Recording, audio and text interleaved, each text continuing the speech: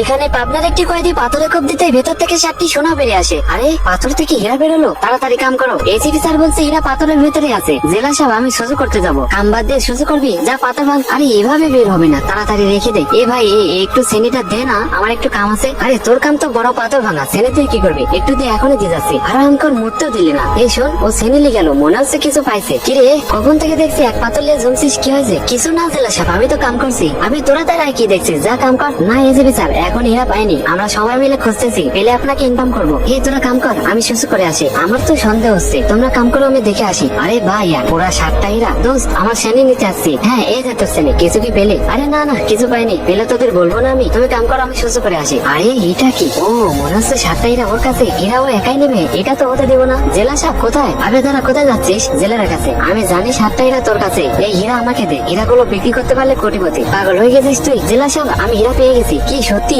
এই দেখেন হীরা। আরে বাহ, মানতে হবে তোমার ইমানদারি। তবে তুমি চাইলে দেশের সম্পদ তুমি মেরে দিতে পারতে। আমি 2 হীরা পেয়ে গেছি অলরেডি। এখানে তো 7টি হীরা রয়েছে, তাহলে একটা হীরা ইমানদারির, আর একটা হীরা সততার সাথে দেশের সম্পদ রক্ষার। স্যালুট তোমার ইমানদারি।